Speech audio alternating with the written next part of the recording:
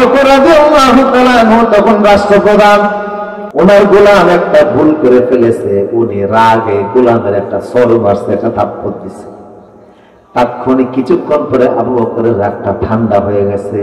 গোলামের কাছে যা বলছে, এই গোলাম তোরে থাপ্পড় দিছে, আমি আমার গালটা তোমার কাছে পেতে দিলাম, তুমি সমপরিমাণ শক্তি নিয়ে আমার একটা থাপ্পড় দাও। তুমি যত কষ্ট পাইছো আমার একটা থাপ্পড় দাও। গোলাম বলে, আপনি সরকার প্রধান। উনি বলেন, যতই সরকার প্রধান হই হাসরে আল্লাহর দরবারে মামলার আসামি হতে রাজি না। আমার তুমি থাপ্পড় দাও, শাস্তি দাও, আল্লাহর দরবারে আসামি হতে রাজি না, আমার তুমি থাপ্পড় দাও। গোলাম চোখের পানি ছেড়ে কাঁদে। ওমর বলে, তুমি ছায়া রয়েছে কাঁদে, আমি কি বলবো?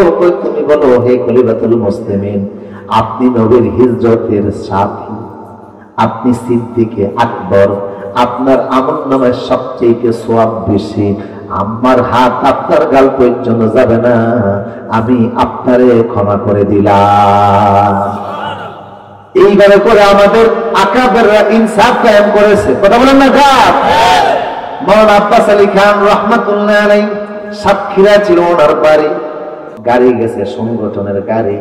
তো পরিবারের লোকেরা মনে করলো গাড়ি যেহেতু আসছে উনি ঢাকা যাবে, তো কিছু দান ওনার গাড়িতে দিয়া দিছে। কথা বলেন না কার?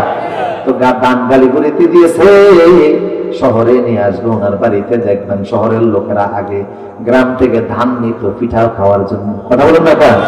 হ্যাঁ, সিদ্ধ না, ওই যে কি ধান বলে থাকে, আতপ চাউল নিত। হ্যাঁ, আলগা বলে না, আলগা ধান দিতে আতপ চাউলের জন্য পিঠা খাবে। তো ওনার গাড়িতে এক বস্তা ধান দিছে। উনি বললেন, না, এটা সংগঠনের গাড়ি, সংগঠনের তেলে এই গাড়ি চলে, সংগঠনের ভাড়ায় এই গাড়ির ড্রাইভারের বেতন হয়, কাজে সংগঠনের গাড়িতে করে যদিও খালি গাড়ি আমার ব্যক্তিগত আতপ চাউল নিতে পারি না। এটা হলো আদর্শ, নবুয়তি আদর্শ, এটা হলো সাহাবী আদর্শ।